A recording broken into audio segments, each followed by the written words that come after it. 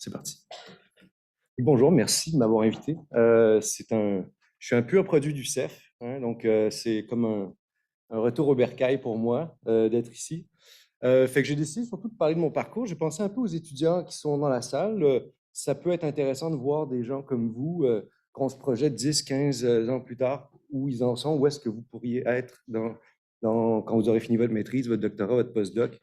Donc voilà, je parle un peu plus de mon parcours aujourd'hui. Fait que ça commence à Montréal. Euh, j'ai fait une maîtrise avec Alain Cogliastro, qui a pris sa retraite, et feu André Bouchard, que plusieurs d'entre vous connaissez pour avoir été sur la commission Coulombe, un grand penseur de la forêt. Et puis, ben, c'était sur la restauration des forêts post-agricoles, hein. Le labo d'André et Alain, c'était beaucoup là-dessus. Donc, j'ai étudié des friches, des friches agricoles, donc repoussées en arbre, on appelle ça des forêts post-agricoles. Imaginez des bouleaux gris, des trembles, etc.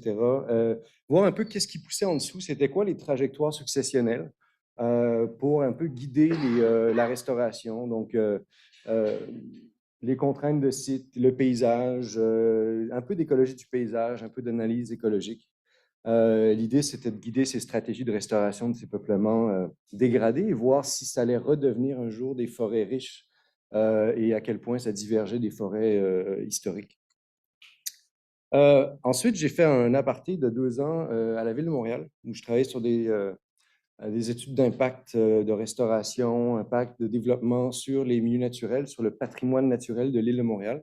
J'ai beaucoup travaillé sur le Montréal, sur les cours d'eau, sur des histoires de construction de mairies dans des parcs, essayer de conseiller la mairie, on était un conseil indépendant, là, essayer de conseiller la mairie sur ses orientations et comment améliorer les projets. Et puis, euh, ensuite, je suis retourné faire un PhD, et puis j'avais promis à Nelson que je n'allais pas le mettre mal à l'aise, euh, mais je mets quand même sa face ici. Parce que c'est un peu grâce à lui que je suis retourné en recherche. Il travaillait à la DRF. Je finissais ma maîtrise. Je travaillais déjà à la ville. Et puis, il est venu me voir. Puis, il a un peu trouvé une façon de me trouver une bourse pour que je fasse un doctorat avec la DRF. Et donc, j'ai atterri à l'Université McGill avec Daniel Hull, Benoît Côté, Louis Duchesne aussi. Et puis, ben, Robert Jobidon, qui était le directeur à l'époque qui m'avait financé. Et donc, j'ai travaillé à la forêt Montmorency. C'était ma première incursion dans la forêt boréale. Et puis, c'était vraiment des expériences de changements globaux, des pluies acides, du réchauffement du sol, des sécheresses artificielles à petite échelle sur des peuples, quelques arbres, 10, 15, 20, avec des suivis des dendromètres électroniques, chimie des sols en continu, beaucoup, beaucoup de haute précision là, pour essayer de comprendre au niveau du sapin, des individus, comment ils réagissaient par rapport à ces modifications, ces anomalies, disons, plutôt de courte durée ou de plus chroniques, comme les ajouts d'azote atmosphérique, par exemple. Euh, Puis ensuite, ben, c'est là où j'ai commencé à me promener. Nelson m'a écrit. Fait que je suis revenu, ben, je suis resté à Montréal, là. J'avais déjà un jeune garçon à l'époque, et puis fait qu'on n'était pas trop prêt à bouger, mais quand même, j'ai trouvé une façon pour mon postdoc de bouger, de rester, avoir un pied à Montréal et un pied un peu partout. C'était une époque où on pouvait aller faire de la science aux États-Unis. Donc, j'en ai profité pas mal. J'étais donc à Montréal dans le labo de Dan Micha. Salut Dan. Puis ensuite, je suis allé me promener à Bloomington, en Indiana, l'Université d'Indiana, avec Rich Phillips. J'ai fait un postdoc avec lui, spécialiste des sols, des sécheresses, des mycorhizes, la dynamique forestière, un gars qui écrit excessivement bien. Et puis aussi à Petersham, au Massachusetts, ça c'est Harvard Forest, c'est le centre de recherche de Harvard, mais vraiment loin de Boston puis Cambridge et tout ça. C'est vraiment au milieu de la campagne. Et c'était avec Neil Peterson, qui est un dendrochronologiste, un spécialiste des perturbations historiques sur les forêts. Donc, on a fait beaucoup de dendro, d'impact des sécheresses aussi, de la croissance des arbres, comparer les espèces, des gros gradients vraiment à l'échelle de la forêt tempérée de l'Est ou incluant la forêt boréale. Des résultats comme ça où, par exemple, on se posait la question comment varie l'impact des sécheresses durant la saison de croissance. Donc, est-ce que toutes les sécheresses se valent? Et donc, on a mis ensemble des données de forêts tempérées avec beaucoup de collaborateurs américains et aussi du Québec. Puis on a regardé la courbe en noir que vous voyez, c'est un peu la chute de croissance en fonction du mois où arrive la sécheresse dans la saison. Et donc, on voyait qu'il y avait une belle synchronie, un beau synchronisme entre quand la sécheresse frappe, disons idéalement en juin, c'est là où il y a la croissance est maximale, c'est là où l'impact est le plus fort sur l'arbre. Donc, la conclusion, c'était que non, toutes les sécheresses ne se valent pas. Ça dépend vraiment du moment où elles vont frapper nos peuplements. On a regardé aussi l'impact de la phénologie de la croissance, mais le lien climat-croissance, encore une fois, dans la forêt tempérée, avec des dendromètres à bande, des dendromètres électroniques, et on a mélangé avec ça aussi des carottes d'arbres, la dendro. Et on a regardé dans deux forêts, une au Maryland et puis une au Massachusetts, comment les saisons de croissance plus longues, qui commencent avec des printemps plus chauds. En général, les arbres ont tendance à débourrer plus tôt ces années-là.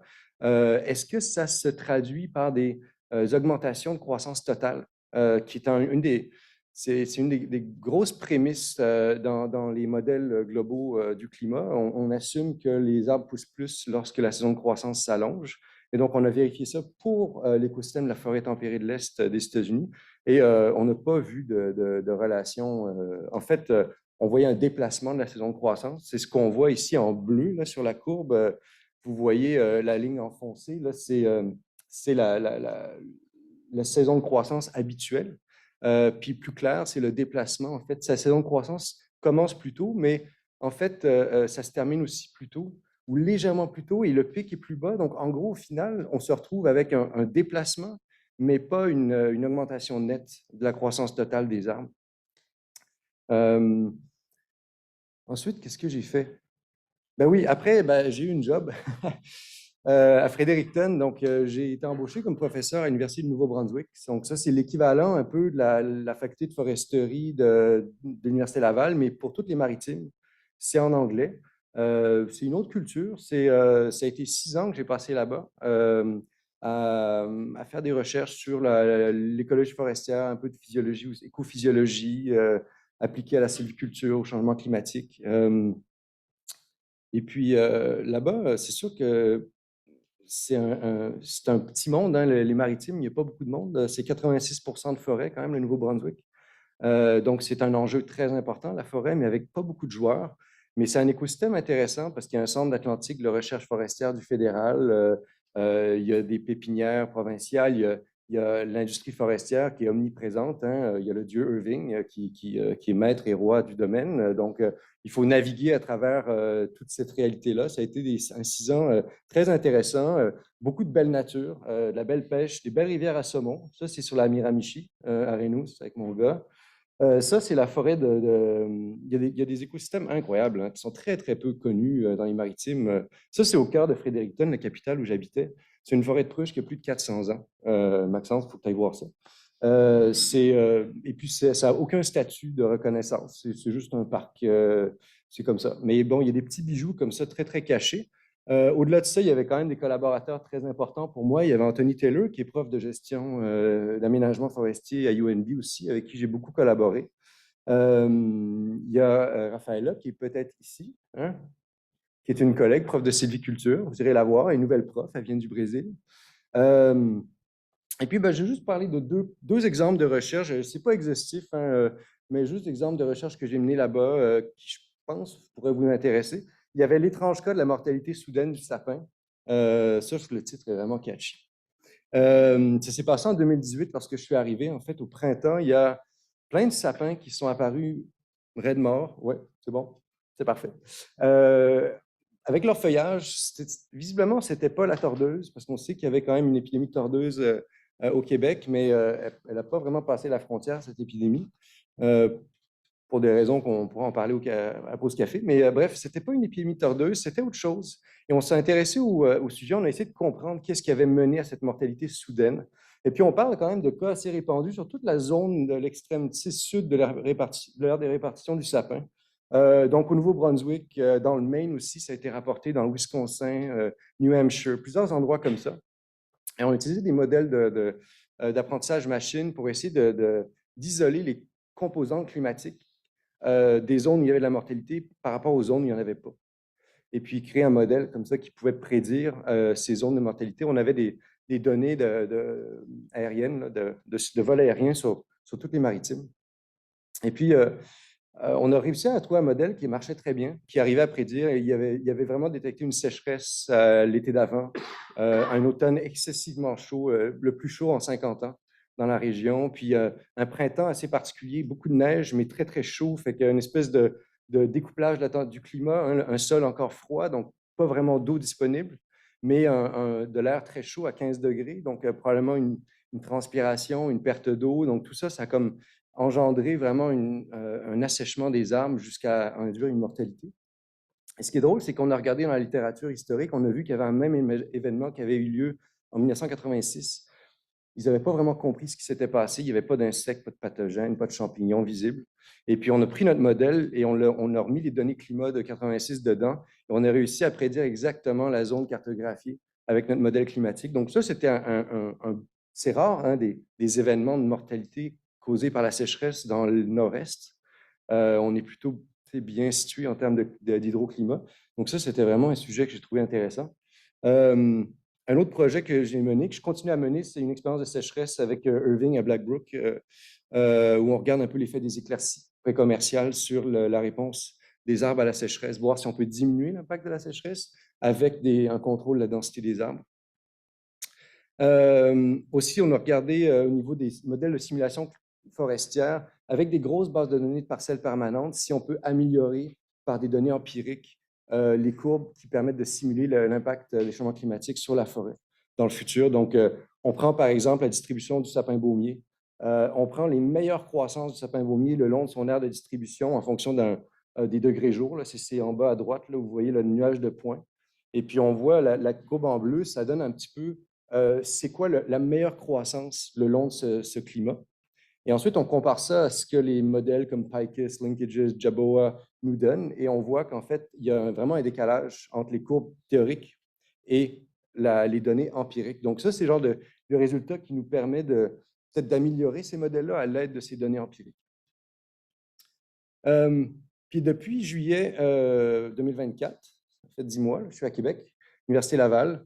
Et puis, mon programme de recherche là-bas, c'est en gros poursuivre ces mêmes recherches, donc utiliser des bases de données pour améliorer un peu la compréhension de la démographie, recrutement, croissance, mortalité, faire des observatoires forestiers de haute résolution, d'Andromètre, etc., pour suivre vraiment les réponses aux anomalies. Et puis, continuer ces expériences sylvicoles ces expériences d'écologie appliquées pour améliorer un peu la sylviculture d'adaptation au changement climatique. Et je finirai juste avec cette diapo, si tu me permets, Martin. C'est un réseau de Transex. On a parlé un peu de migration assistée. C'est un réseau, vous voyez sur la carte, tous les sites, où on a planté une dizaine d'espèces. Pour chaque espèce, 6 populations qui couvrent pas mal l'aire de distribution des espèces. Aussi un volet d'amélioration génétique pour justement, Antoine Kramer en parlait plus tôt ce matin, valider un peu cette idée. Est-ce que vraiment la migration assistée est une option viable? Dans quelles conditions, dans quelles circonstances? Le flow, assisted flow, le flow de gènes versus la migration d'espèces, etc. Voir comment nos espèces locales vont tolérer un climat plus chaud en les déplaçant au sud. Et puis, on a tout un volet de suivi de la phénologie des arbres avec des caméras sur des tours là, que vous voyez sur votre droite.